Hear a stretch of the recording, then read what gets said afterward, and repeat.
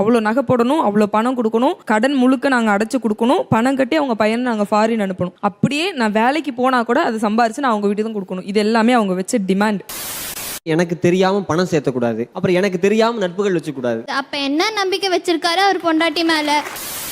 ஒரு பையன் ஒரு பொண்ணோட செக்ஷுவல் கான்டாக்ட் வச்சுட்டு இன்னொரு பொண்ணை லவ் பண்ணா அவனுக்கு கிடைக்கிற பட்டம் பிளே பாய். ஒரு பொண்ணு இன்னொருத்தனோட செக்ஷுவல் கான்டாக்ட் வச்சுட்டு அவ இன்னொருத்தனை லவ் பண்ணா அவளை ன்றான். பெண் எந்த வேலை பார்த்தா ஸ்ட்ரெஸ் இல்லாம இருப்பாங்க? வீட்டு வேலையை சார். அப்போ நீங்க வீட்டு வேலை செய்யறதுக்கு ஆள் தெரியுங்களா, உங்களுக்கு பொண்டாட்டி தெரியுங்களா? அதிகரித்து கொண்டே இருக்கிறதா திருமண எதிர்பார்ப்புகள், ஆண்கள் வெர்சஸ் பெண்கள்? எனக்கு வரப்போற மனைவியிடம் இந்த பழக்கம்லாம் இருக்கக்கூடாது சார். ஃபர்ஸ்ட் வந்து அதிகம் பேசக்கூடாது சார். என்னடா சொல்ற? ஆமாண்ணே. செகண்ட் வந்து அதிகம் படிச்சிருக்க கூடாது. ஏன் அது வந்து வீட்ல ஏதாவது ஒரு பிரச்சனை வச்சுக்க, நீ அதிகமா படிச்சதுனாலதான் அப்படி பேசுற அப்படிங்கிற அந்த பிரச்சனையும் ஸ்டார்ட் ஆயிரும். சரி, ஓகே. சோ அதுல இருந்தே நம்ம ஏன் வழி கொடுக்கணும் அப்படின்னு சொல்றதுக்காக அதிகம் படிச்சிட கூடாது. நீ என்ன பாக்குற? படிப்புக்கு ஏத்த வேலை தேடிட்டு இருக்கேன். என்ன படிச்சிருக்க? 8ஆம் கிளாஸ். 8ஆம் கிளாஸ். எக்காரணத்தை கொண்டும் எனக்கு தெரியாம பணம் சேர்த்தக்கூடாது, தனியா பணம் சேர்க்கக்கூடாது, தனியா ஒரு அக்கௌண்ட் வச்சுக்கூடாது. அக்கௌண்ட் வச்சுக்கிட்டு எனக்கு தெரிஞ்சு வச்சுக்கிட்டோம். ஆஹா, இவன் மண்டை குழம்பி மெண்டலாகி வந்திருக்கானா இல்ல போர் அடிக்குதுன்னு டைம் பாசிங் பண்றானா என்னன்னு தெரியலையே. அப்புறம் எனக்கு தெரியாம நட்புகள் வச்சுக்கூடாது, தனி கொடுத்து போகணும்னு சொல்லக்கூடாது. இந்த ஜென்மத்துல உங்களுக்கு திருமண யோகமே இல்ல. என் கூட வரும்போது மட்டும் சாரி கட்டுன்னு வரணும். உங்க கூட வரும்போது சாரி கட்ட வரணுமா? சரி, நான் எங்க வெளில கூட்டு போனாலும் என் கூட வரும்போது சாரி கட்டுன்னு வரணும். ஓ, அப்படி ஒரு வியாதி அவனுக்கு. அதே மாதிரி மேக்கப்னு சொல்லிட்டு அதிகமா வந்து காஸ்ட் செலவு பண்ணக்கூடாது. நெக்ஸ்ட் மெயினா வந்து லிமிடேஷனை மீறவே கூடாது. எல்லாருக்கும் ஆல்கஹால் ஸ்மோக்கிங் இருந்தா கூட அவங்களுக்குன்னு ஒரு லார்ஜ் வரையும் ஓகே. அப்படி கிடையாது. அவன் இந்த உலகத்துக்கு ஏதோ சொல்ல விரும்புறான். பிராங்கா சொல்லணும்னா மட்டையா வர மாதிரி போக கூடாது சார். மட்டையா வர மாதிரி போனாதான் ஒரு பையனோட தான் அவங்க போவாங்க. மோஸ்டா வந்து பையனோட தான் போறாங்க. அந்த பையன் என்ன ஆகுறான்னா அந்த நிலைமைக்கு போற பொண்ணை வந்து அவனுக்கு வந்து என்னென்னமோ அந்த அவனும் கொஞ்சம் வந்து இதுல தான் இருப்பான். சோ அந்த நேரத்துல தான் உங்களுக்கு தப்பான தாட்ஸே வருது. நீ சொல்றது கரெக்ட் தான்டா, ஆனா எனக்கு மனசாட்சி இடம் கொடுக்கலையே. உங்க சொன்ன கண்டிஷன்ஸ்ல இது எனக்கு பிடிக்கலன்னு சொல்லுங்க. மேக்கப் போடக்கூடாது. இங்க எடுத்தவங்க மோஸ்ட்லி பிடிக்குதுன்னு சொன்னவங்க யாரு? இவ்வளவு சொல்லியிருப்பாங்க. இவ மேக்கப் போட்டு நல்லா அழகா கேரி பண்ணிக்கிறாங்களா, என் பொண்டாட்டி அதை பண்ணக்கூடாது, அடுத்தவன் பார்ப்பான். ஸோ இந்த கேரக்டர் வந்து பாய்ஸோட பிக்கெஸ்ட் டிராபேக். ஆரவ் கூட இருக்கலாம் அந்த கேரக்டர். அம்மா செவனேன்னு இந்த பக்கம் வந்து வம்பு கிழக்குறாங்க. நான் செவனே தானா போய்க்கிருந்தேன், யாரு வம்பு தும்புக்காச்சும் போனனா? அவர் சொன்னார்ல, ஆல்கஹால் வந்துட்டு ஃப்ரெண்ட்ஸ் பார்ட்டி போகிறோம், கிளாஸ்மேட்ஸ் கூட எங்கேயாவது போனோம், அந்த பொண்ணு என் கூட சரக்கு அடிக்கலாம், என் பொண்டாட்டி அவனோட கொலி கூட சரக்கு அடிக்க கூடாது. கரெக்டா கட்டுவிட்டா. ஆணுக்கு வந்து பெண் குடிப்பதுல ஒன்றும் பிரச்சனை இல்லை. அவன் எப்பொழுதும் தன்னுடைய தோழியோட குடிக்கிறான். ஆனா அவனுக்கு மனைவியாக வருபவள் அவளுடைய தோழனோடு குடிக்க கூடாது. அதுதான் பிரச்சனையா இருக்கு அவங்களுக்கு. நல்ல தோழரா இருந்தா பிரச்சனையே கிடையாது. ஏன்டா புழுகுற? இப்ப ஐடி பொண்ணு ஏன் வேணான்னு சொல்றாங்க? வேணான்னு சொல்றாங்களா? ஆமா சார், ஐடியா. ஐயோ, ஐடி பொண்ணு வேண்டான்னு சொல்றவங்க யாரு? எதனால வேண்டாம் சொல்லுங்க, நீ சொல்லுங்க. மென்டல் ஸ்ட்ரெஸ் ஆகும் சார். அதாவது வந்து குடும்பத்துல பிரச்சனை வரும். எப்படி சோ நம்ம ஏதாவது சொல்லி அவங்க ஏதாவது சொல்லி குடும்பத்துல பிரச்சனை. சோ அதனால ஐடி பொண்ணு வேண்டாம் அப்படின்னு சொல்லி. ஓகேப்பா, சூப்பர்ப்பா. எனக்கு ஒரே ஒரு வேலை சொல்லிரு. பெண் எந்த வேலை பார்த்தா ஸ்ட்ரெஸ் இல்லாம இருப்பாங்க? வேண்டாம் சார். பரவாயில்ல சொல்லியா? வேண்டாம் சார். சொல்லுன்றல்ல. வீட்டு வேலையை சார். வீட்டு வேலையா? உண்மையாவே லூசு புண்டதான் போல. வந்ததுல இருந்தே பேசக்கூடாது, நிறைய படிச்சிருக்க கூடாது, வீட்டு வேலை. அப்போ நீங்க வீட்டு வேலை செய்யறதுக்கு ஆள் தெரியுங்களா, உங்களுக்கு பொண்டாட்டி தெரியுங்களா?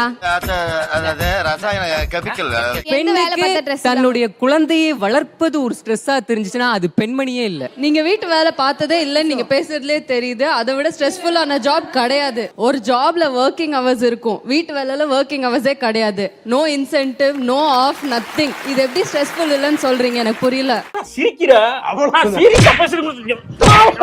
நீ சொன்னீங்க இல்லையா, மனைவி வந்து வீட்டு வேலை செஞ்சா போதும்னு. வெளியே போகும்போது உங்க மனைவியை என்னவா இன்ட்ரோடியூஸ் பண்ணுவீங்க? அவங்கள வந்து என்னுடைய மனைவியா இருக்காங்கன்னு தான் சொல்றேன். அதுவே ஒரு பெருமை தான் சார்.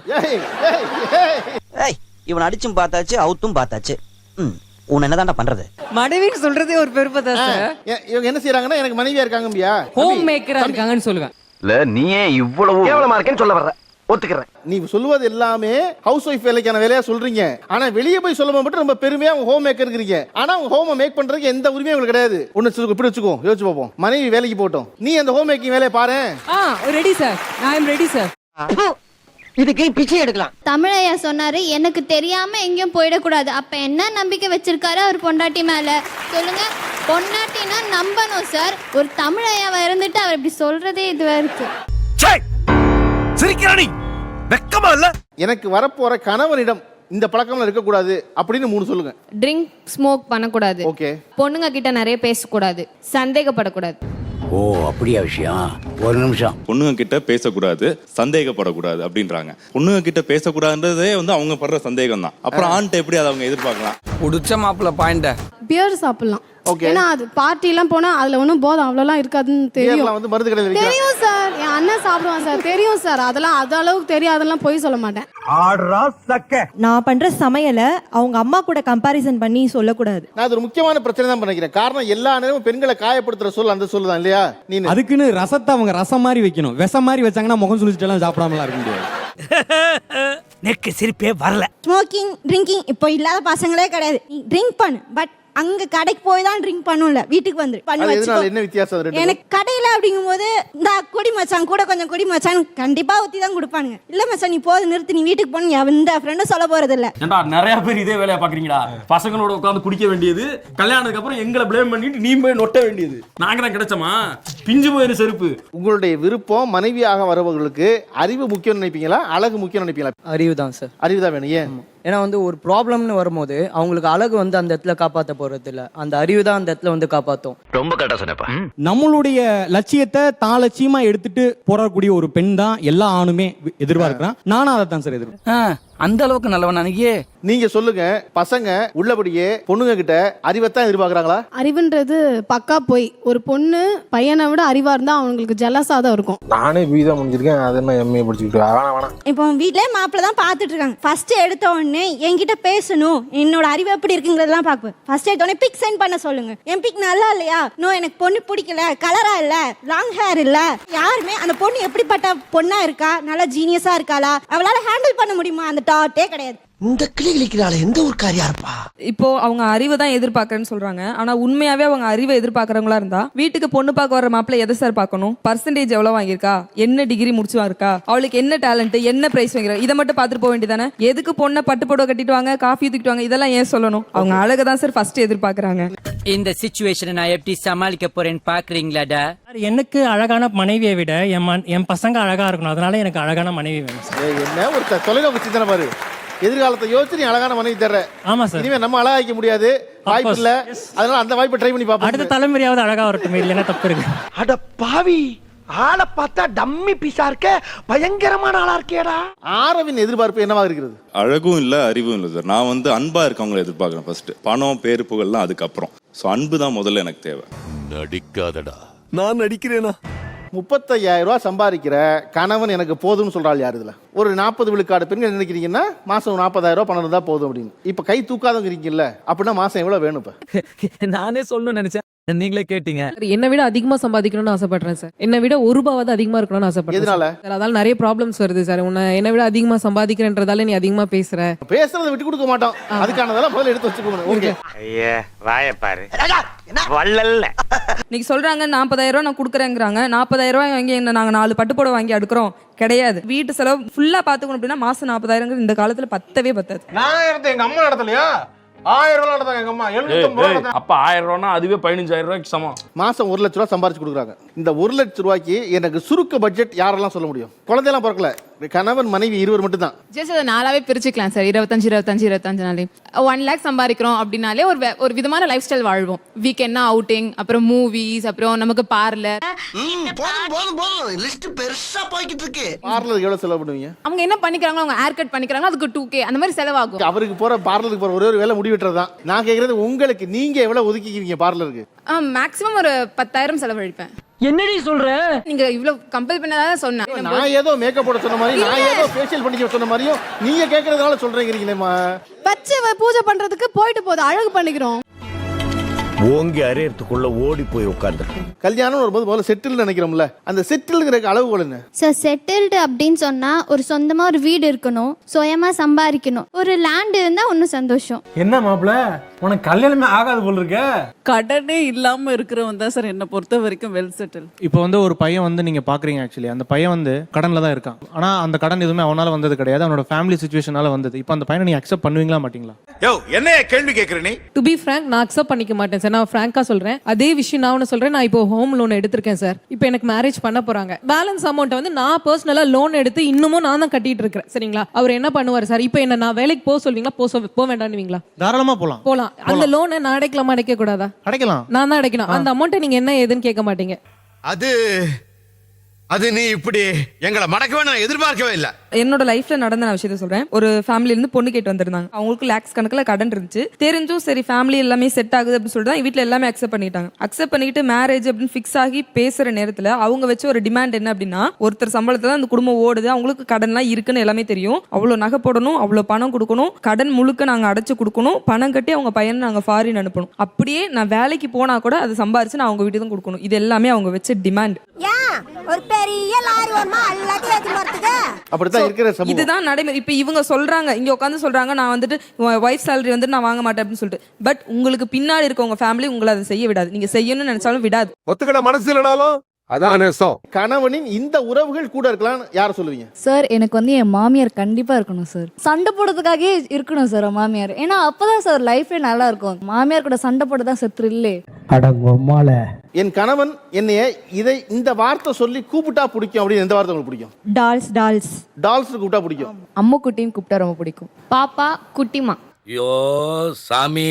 எப்பவுமே ரொமான்டிக்கா செல்லம்மா, அம்மு, baby, where are you baby, சாப்பிட்டியா அப்படின்னு கேட்டா ரொம்ப பிடிக்கும்.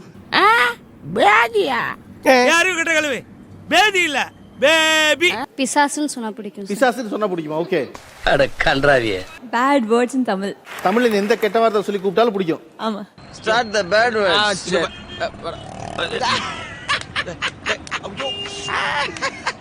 எவ்வளவுதான் பெரிய பெரிய பிரச்சனை வந்தாலுமே லைட்டா ஒரு ஹக் பண்ணி ஒரு கிஸ் பண்ணாவே எல்லாமே மறந்தது சார். நான் முடிய பார்க்கும்போது நினைச்சேன் இந்த பாயிண்ட் தான் நீ வர போறேன். சரி சார், ரொம்ப ரொமான்டிக்கான பர்சன் சார். ஆல்ரெடி கடைசியா லைஃபே ரொமான்டிக்கா இருந்தா தான் பிடிக்குமே. கொஞ்சம் டிஃபரெண்டா பண்ணுவேன் எது பண்ணாலும். வித்தியாசமான எப்படி கக்கா போயிட்டு வாய் கழுவிப்பியா? ஹலோ. கோவத்துல இருக்கும்போது அப்படி கொடுக்கணும். முத்தம் என்னமா முத்தம்? நான் மொத்தமா கொடுக்க வைக்கிறேன். வரப்போற கணவனுக்கு திருமணத்திற்கு முன்னாடி ஒரு கேர்ள் ஃப்ரெண்ட் இருந்திருக்கா, ஒரு காதல் இருந்திருக்கு அப்படின்னா இதுல எத்தனை பேர் அது சரின்னு நினைப்பீங்க? ஆல்மோஸ்ட் நீங்க ஏத்துக்க மாட்டீங்க இல்லையா? அவங்க கொடுங்க, மைக் கொடுங்க. எனக்கு முன்னாடி இன்னொருத்தி கூட அவங்க வந்து என்னென்ன பண்ணியிருக்காங்க அதெல்லாம் வந்து அடுத்தது நான் ரெண்டாவதுன்னு நினைக்கும் போதே அது ஒரு மாதிரி ஒரு டிப்ரெஷன்ல தான் சார் இருக்கு. அப்போ ஒத்தே போவாது அது. அதுல ஏதாவது பிரச்சனையா? உங்களுக்கு என்ன பிரச்சனை இருக்கு? எனக்கு தான் பிரச்சனை. ஃபர்ஸ்ட் டே ஒரு கேர்ள் ஃப்ரெண்ட் இருந்து பிரேக்கப் ஆனதுக்கப்புறம் அந்த பையன் வந்து நல்லா ஒரு மெச்சூர் ஆயிடுவான். ஸோ இதெல்லாம் புரிஞ்சு வச்சுட்டு நெக்ஸ்ட் டைம் இன்னொரு ரிலேஷன்ஷிப் இருக்கும்போது அந்த தப்பு பண்ண மாட்டான். இன்னும் நல்லா மெச்சூரா ஒரு மேன் நடந்துப்பான் பாயோட. ஒரு உறவுல இருந்திருக்கலாம் அப்படிங்கிறது உடல் சார்ந்து தான் பேசுறோம். அதை பேசும்போது அதையும் சேர்த்து தான் நீங்க எல்லாரும் ஒப்புக்கொள்றீங்க, நான் புரிஞ்சுக்கலாம்ல. இந்த பிராட் மைண்டட்னஸ் ஆணிடம் இருக்கிறதா சொல்லுங்க. நான் வந்து பாத்தீங்கன்னா வந்து கிராமத்துல இருந்து வந்தவன் சார். இங்க இருக்க கல்ச்சர் வந்து வேற, எங்க ஊர்ல இருக்க கல்ச்சர் வேற. சோ அது எனக்கு செட் ஆகுது. 200 பெரியார் இல்ல 400 பெரியார் வந்தாலும் முடியாதுடா. எதுக்கு? உங்களை திருத்துறதுக்கே. எனக்கு வந்து சார் அவங்க வந்து ஏற்கனவே வந்து லவ் பண்ணியிருந்தாங்க அப்படின்னு சொல்லிட்டு எனக்கு தோணுச்சுன்னா, எனக்கு எப்பனா ஒரு சண்டை வரும்போது நான் குத்தி காட்டுறணும் அப்படின்ற ஒரு தாட் எனக்கு இருக்கும். அதனால வந்து எனக்கு அவங்க மன வருத்தப்பட்ட கூடாதுங்கிறதுக்காக அவங்களுக்கு ஒரு எக்ஸ் பாய் ஃப்ரெண்ட் இருக்க கூடாது. இவ்வளவு ஒரு நல்லவரா இருக்கீங்க பாக்குறீங்க. ஏண்டா நீ இல்லைன்னா அந்த சமுதாயம் என்னத்துக்குடா ஆகும்? ஒரு பையன் ஒரு பொண்ணோட செக்ஷுவல் கான்டாக்ட் வச்சுட்டு இன்னொரு பொண்ணை லவ் பண்ணா அவனுக்கு கிடைக்கிற பட்டம் பிளே பாய், அவன் கெத்து மச்சான் அப்படின்ட்டு. அதே பையன் தான் ஒரு பொண்ணு இன்னொருத்தனோட செக்ஷுவல் கான்டாக்ட் வச்சுட்டு அவன் இன்னொருத்தனை லவ் பண்ணா அவளை பண்றான்.